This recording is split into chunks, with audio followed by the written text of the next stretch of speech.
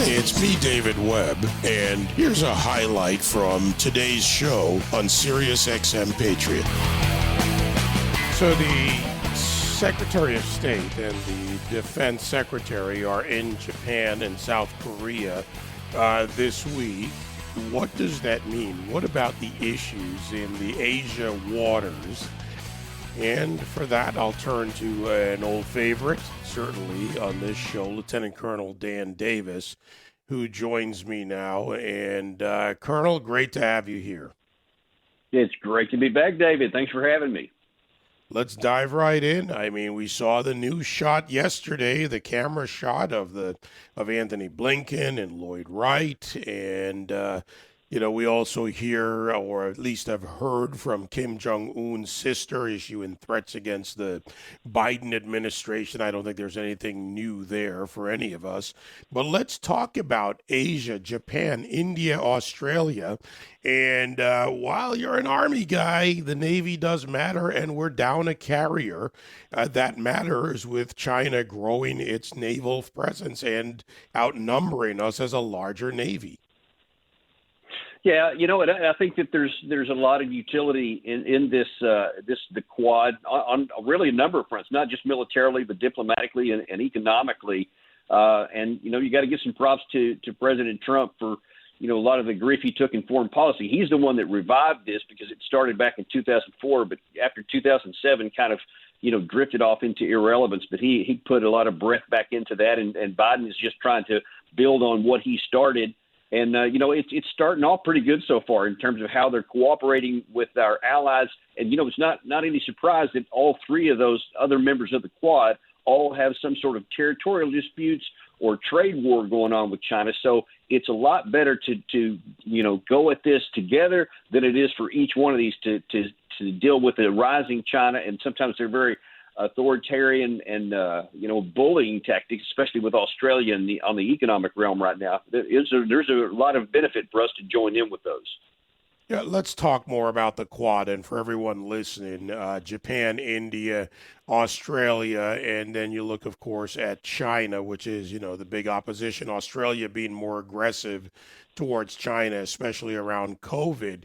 There was a meeting between Secretary Blinken and his Chinese counterpart in Alaska prior to the trip. Did we learn anything from that meeting?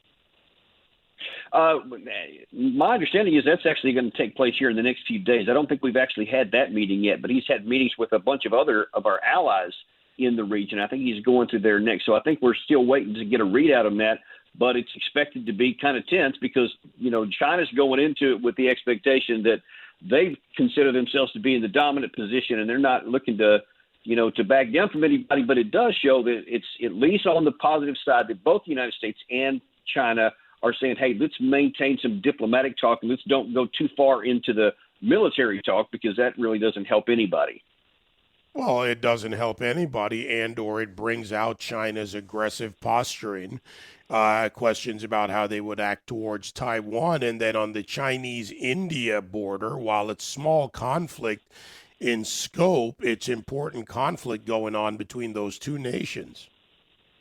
Well, and that just kind of shows you that China, as they continue to evolve, is getting a little bit more brash and a little bit more confident in their actions because it was a small issue, but it's also been going on for quite a long time.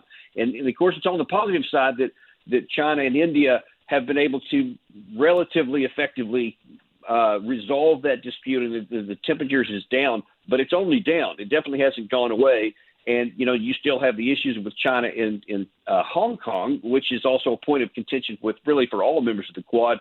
And Japan itself has still territorial disputes with China. And after seeing that their willingness to engage even in small-scale military operations against the disputes on the border with India, that's got to keep Japan up at night. And, it gives even more motivation for this, burgeoning alliance, if that's the right word. At least it's grouping at the moment. It's not physically an alliance, but there was last November a very large-scale naval operation of the members of the Quad along with Canada, and that certainly is going to get China's opinion or attention. I I don't know if it's echoes of, if that's the right term, Dan, but I'll use that. Echoes of the Clinton years when it comes to the U.S. Navy and the reason SecNav at the time, Jim Webb, resigned. My uncle, my godfather, another senior officer saying, this is wrong what you're doing to the Navy. And while we've improved platforms and multi-platform capabilities, we're down a carrier. China's growing. The waters matter for commerce. They matter for projection of force. And when you take a look at what's going on there, China's looking ahead. And if we don't advance and continue to grow, and China does, eventually that tilts the balance. Yeah, it's a fine line in there because we also don't want to get into an actual arms race where we keep ratcheting up each side going up the other, because that almost very often has a tendency to spark the very kinds of conflict you seek to avoid. But there's no way around it. I mean, you can't say, yeah, we're just going to stay static while we see our potential adversary growing in areas around our territories and our allies. So unfortunately, it's just part of the reality of today that we have to maintain a very robust and modern and modernizing Navy and Air Force, of course, also as well. But let's pivot out of there for a moment, because it's rarely ever kept in one area in this sense. If China continues to advance in the Asia region, that example, if we withdraw, and I'm with you. Arms races are dangerous areas to be in, but when America is weaker, others act. And if you look at the Mediterranean, for example, which is a complex and crowded waterway to say the least, with so many parties involved, there's Iran. And Iran and China work together, and at times Russia plays a role depending on its sovereign interests. So, what happens in Asia could be reflected in the Mediterranean, right, in those waters, or maybe even in the North Sea, where both China and Russia have their own interests. Right. Yeah. And you really hit the nail on the head there. Is each of these nations have their own sovereign interests, and only to certain extents will they cooperate or work against our interest in some of those very areas. The real thing, our number one overall priority is to keep free and open lines of communication, whether it's sea locks or in air communication or lines. We need to keep freedom of navigation completely open so that commerce can flow free throughout the world, of course, and to avoid war. So it's getting more difficult these days to find the balance between keeping peace and not militarizing situations that could actually spawn those things. And it's a tough game because you have, the Russian Navy is also modernizing. Obviously, the Chinese Navy is on a breakneck pace to do that, and we have to maintain all that. And the destructive power keeps rising up there. So the cost of getting on the wrong side of that balance could be catastrophic for us, because the last thing we need to do is to get into any kind of an actual war, naval war, to where we can lose a lot of our naval assets. We need to keep those things on the side where we defend our interest and keep the waterways open, but don't tip the balance to go into a war, because that would be, again, it'd just be catastrophic for us. Does it concern you when you hear the manner in which Anthony Blinken warned of U.S. pushback to Chinese coercion and aggression, Taiwan, Hong Kong, Tibet, for example, human rights issues in various areas of China? Our perspective, and I believe in diplomacy, right? Soft power combined with other elements, right? We want all the instruments of national power to be at hand. We're increasing our debt. We've just added, another 1.9 trillion over 10 years, much of which China will buy, others buy as well. So we've got that issue. We've got the military issue. We've got all of this coming together. And, soft power doesn't necessarily mean soft action or statements.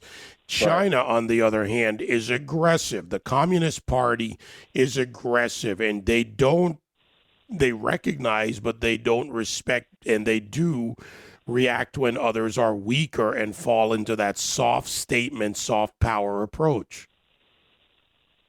Yeah, I mean they do. I mean you can just see increasing evidence of it here, but that raises the importance of the diplomatic power, and I'm glad you pointed that out because the so-called soft power doesn't mean soft in terms of being easy on the opponent. To the contrary, those soft power can be very coercive in some ways. They're very, very convincing to give the other side motivation not to go in a direction where it would eventually be in our, mutual disadvantage. So it's critical that we continue on that strong diplomatic move and also working on the economics, man, because that's just as important, to keep trade going back and forth, because that also helps our country, all of which can be underpinned or needs to be underpinned by a strong, capable deterrent from the U.S. military.